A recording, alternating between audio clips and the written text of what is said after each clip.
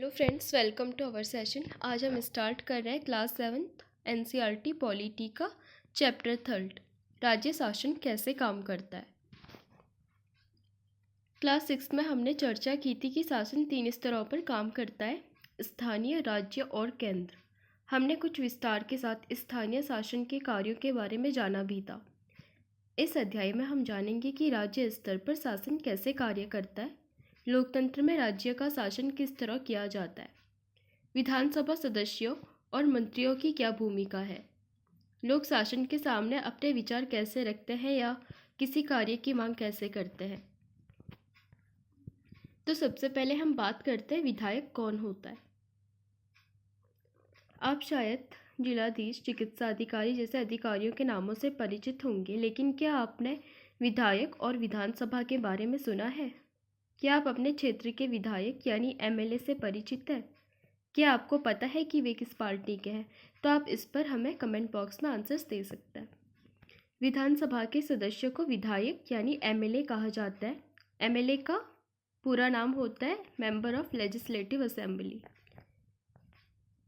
MLA का चुनाव जनता द्वारा प्रत्यक्ष रूप से किया जाता है, फिर वे लेजिस्लेटिव असेंबली के मेंबर यानी विधानसभा के सदस्य बन जाते हैं और सरकार बनाते हैं।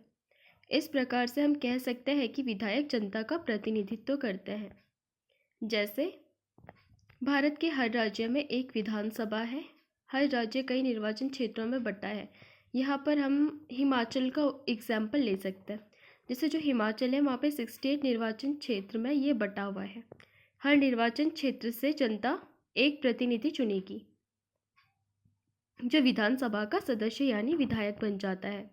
आपने ध्यान दिया होगा कि चुनाव में लोग अलग अलग पार्टियों के नाम से खड़े होते हैं, इसीलिए ये विधायक अलग अलग राजनीतिक दलों के होते हैं, जैसे बीजेपी, कांग्रेस, सपा आदि आपको पता ही होगा।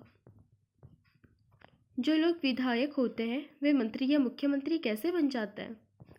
जिस राजनीतिक दल के विधायक आधे से अधिक निर्वाचन क्षेत्रों में जीत जाते हैं, उस राज्य में उस दल को बहुमत माना जाता है। जैसे अभी हमने एक एग्जाम्पल देखा था हिमाचल का। यहाँ पर 68 निर्वाचन क्षेत्र हैं, तो अगर यहाँ पर 34 लोग जीत जाएंगे तो फिर उस पार्टी को वहाँ पर बहुमत माना जाएगा। बहुमत प्राप्त करने वाले राजनीतिक दल को सत्ता पक्ष और अन्य सबको विरोधी पक्ष वाला कहा जाता है। जैसे अभी हमने देखा हिमाचल प्रदेश की जो विधानसभा है वहाँ पे विधायकों का 68 निर्वाचन क्षेत्र है। विभिन्न राजनीतिक दलों के उम्मीदवारों ने 2017 के विधानसभा चुनाव जीते, वे विधायक बने। विधानसभा में कुल विधायकों की संख्या 68 थी, इसीलिए बहुमत प्राप्त करने के लिए किसी भी राजनीतिक दल को 34 से ज़्यादा विधायकों की ज़रूरत होगी, तब उसे बहुमत कहेंगे। भारतीय जनता पार्टी के 44 थे, इसीलिए उसे बहुमत मिल गया था और वो सत्ताधारी दल के सदस्य बन गए। अन्य सब विधायक विरोधी दल के सदस्य बन गए। जैसे इंडियन नेशनल कांग्रेस मुख्य विरोधी दल बनी, क्योंकि भारतीय जनता पार्टी के पास सर्वाधिक विधायक उसी के थे। विरोधी पक्ष में कुछ अन्य पार्टियां भी थी और कुछ निर्दलीय उम्मीदवार भी थे जो चुनाव जीत कर आए थे। चुनाव के बाद सत्ताधारी दल के विधायक अपने नेता का चुनाव करते हैं जो मुख्यमंत्री बनता है। जैसे भारतीय जनता पार्टी के विधायकों ने श्री जयराम ठाकुर को अपना नेता चुना था और वे मुख्यमंत्री बने थे। इसके बाद मुख्यमंत्री मंत्रियों का चयन करता है। चुनाव के बाद राज्य का राज्यपाल मुख्यमंत्री और अन्य मंत्रियों की नियुक्ति करता है आर्टिकल 164 के तहत। राज्य का प्रमुख राज्यपाल कहलाता है। उसकी नियुक्ति केंद्र सरकार द्वारा यह सुनिश्चित करने के लिए की जाती है कि राज्य सरकार संविधान के नियमों एवं अधिनियमों के अनुसार अपना कामकाज चलाए। कई बार सत्ताधारी दल किसी एक पार्टी का न होकर कई पार्टियों से मिलकर बनता है, इसे गठबंधन सरकार कहते हैं। मुख्यमंत्री तथा अन्य मंत्रियों का यह दायित्व है कि वे शासन के विभिन्न भागों या मंत्रालयों को चलाएं। उनके अलग अलग कार्यालय होते हैं। विधानसभा ऐसा स्थान होता है जहां सभी विधायक, चाहे वे सत्ताधारी दल के हो या विरोधी दल के, विभिन्न विषयों पर चर्चा करने के लिए एकत्रित होते हैं। इस तरह कुछ विधायकों की दोहरी जिम्मेदारी हो जाती है, एक विधायक के रूप में और दूसरी मंत्री के रूप में। जैसे आप यहाँ पर ये डायग्राम देख रहे होंगे, सेंटर में होता है सीएम। सीएम की अपनी कैबिनेट होती है इनसे नीचे होते हैं राज्य मंत्री और राज्य मंत्री से नीचे होते हैं उप मंत्री। तो इस तरीके से इनके अलग अलग विभाग और मंत्रिदल बटे हुए होते हैं। यहाँ पर एक एग्जाम्पल दिया गया है जहाँ पर विधानसभा में एक बहस को दिखाया गया है। यहाँ पर आफरीन, सुजाता और उनके विद्यालय के अन्य विद्यार्थियों ने विधानसभा देखने के लिए राजधानी की यात्रा की। विधानसभा एक अत्यंत भव्य तथा प्रभावशाली भवन में स्थित थी। बच्चे बहुत उत्सुक थे। सुरक्षा जांच के बाद उन्हें ऊपर ले जाया गया। ऊपर एक दर्शक दीर्घा थी जहाँ से वे नीचे के विशाल हॉल को देख रहे थे। हॉल में डेस्कों की अनेक कतारें लगी थी। यह विधानसभा उन दिनों की किसी तत्कालीन समस्या पर बहस करने वाली थी। विधानसभा की बहसों में विधायक अपनी राय व्यक्त कर सकते हैं, संबंधित विषय पर प्रश्न पूछ सकते हैं या सुझाव दे सकते हैं कि सरकार को इस संबंध में क्या करना चाहिए। सदस्य इस विषय पर जो भी प्रतिक्रिया व्यक्त करना चाहे कर सकता है। इसके बाद मंत्री प्रश्नों के उत्तर देते हैं और सदन को आश्वस्त करते हैं कि जरूरी कदम उठाए जा रहे हैं। मुख्यमंत्री तथा अन्य मंत्रियों को निर्णय लेने होते हैं और सरकार चलानी होती है। हम प्रायः उन निर्णयों के बारे में सुनते हैं या समाचार चैनलों या समाचार पत्रों में उन्हें देखते और पढ़ते हैं। हालांकि जो भी निर्णय लिए जाते हैं उन्हें विधानसभा के सदस्यों द्वारा अनुमोदित किया जाना होता है। लोकतंत्र में विधानसभा सदस्य मंत्रियों और मुख्यमंत्री से प्रश्न पूछ सकते हैं, किसी महत्वपूर्ण विषय पर बहस कर सकते हैं, निर्णय ले सकते हैं कि धन कहाँ खर्च किया जाना चाहिए आदि। इस तरह मुख्य अधिकार उन्हीं का होता है। उक्त भाग में हमने विधानसभा में चल रही एक बहस के बारे में पढ़ा। सदस्य सरकार द्वारा की गई या ना की गई कार्रवाई पर बहस कर रहे थे। ऐसा इसलिए है कि क्योंकि विधायक सामूहिक रूप से सरकार के काम के लिए उत्तरदायी होते हैं। सामान्य भाषा में सरकार सबसे तात्पर्य शासन के विभिन्न विभागों और मंत्रियों से होता है जो उनके प्रभारी हैं।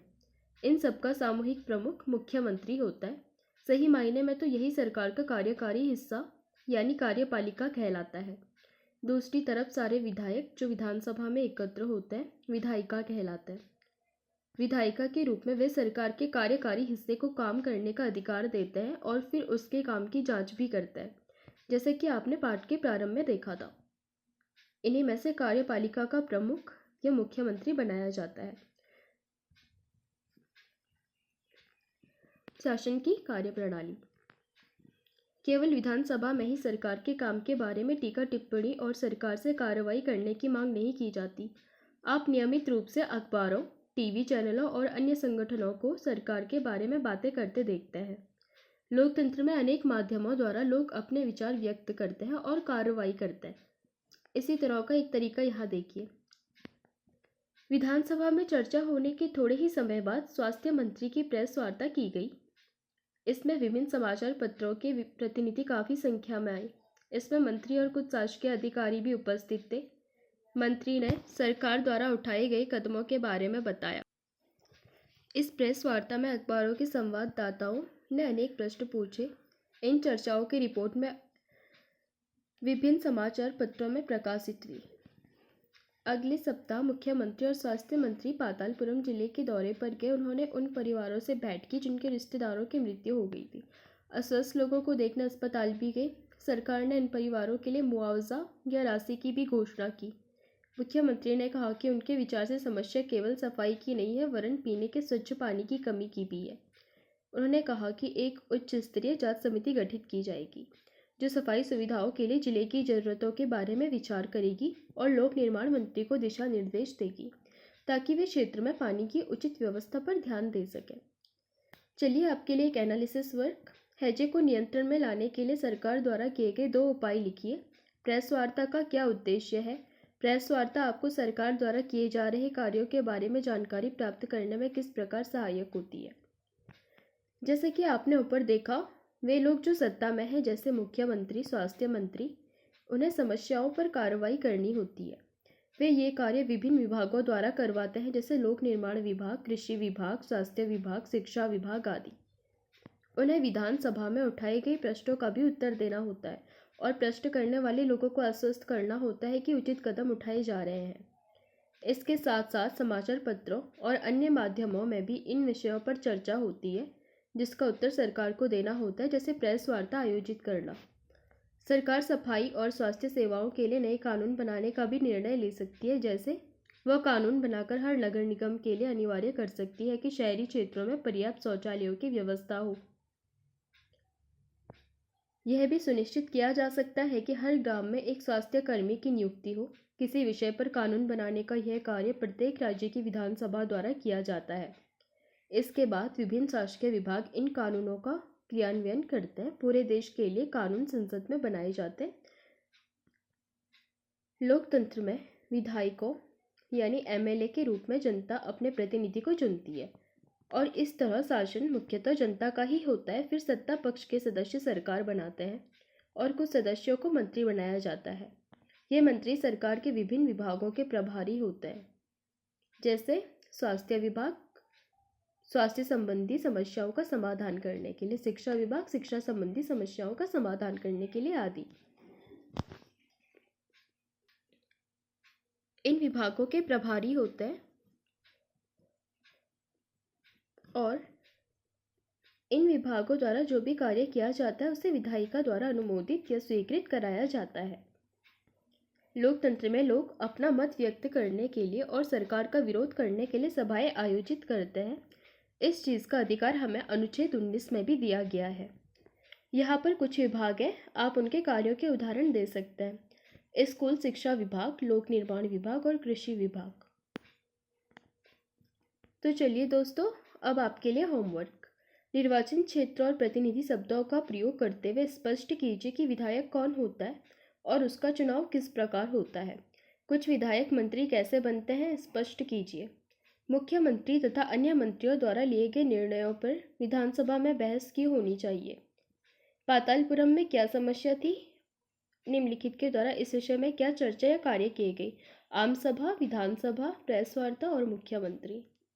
तो अब हम बात करते हैं एक लास्ट क्वेश्चन। विधानसभा सदस्य द्वारा विधायिका में किए गए कार्यों और शासकीय विभागों द्वारा किए गए कार्यों के बीच में क्या अंतर है, आप चाहें तो इसे लिख सकते हैं। निर्वाचन क्षेत्र, इसका तात्पर्य एक ऐसे निश्चित क्षेत्र से है जहां रहने वाले सब मतदाता अपना प्रतिनिधि चुनते हैं। जैसे ये कोई पंचायत का वार्ड या वह क्षेत्र हो सकता है जो विधानसभा सदस्य चुनता है। बहुमत, इसका आशय ऐसी स्थिति से है जब किसी समूह के आधे से अधिक संख्या में लोग किसी निर्णय या विचार से सहमत हों। इसे साधारण बहुमत भी कहा जाता है। विरोधी पक्ष, इसका तात्पर्य उन चुने हुए प्रतिनिधियों से है जो सत्ता पक्ष के सदस्य नहीं है और जिनकी भूमिका सरकारी निर्णयों और कार्यों पर प्रश्न उठाने और विधानसभा में विचार के लिए नए मुद्दे उठाने की होती है। प्रेस वार्ता, मीडिया से संबंधित पत्रकारों का ऐसा समूह जिसे किसी विषय पर अपना पक्ष बताने और उस पर प्रश्न पूछने के लिए आमंत्रित किया गया हो। उनसे अपेक्षा की जाती है कि मीडिया के माध्यम से इसके बारे में बड़े जनसमूह को बताएंगे। चलिए दोस्तों, आज के लिए इतना ही। अब मिलेंगे नेक्स्ट क्लास में। अगर पसंद आए तो लाइक कीजिए, शेयर कीजिए, सब्सक्राइब कीजिए ताकि आपको ऐसे कंटेंट मिलते रहें। और जिन लोगों को लगता है कि एनसीईआरटी पढ़ने का टाइम नहीं मिलता, वो इसे फ्री टाइम पे सुन सकते हैं। Thanks to watching.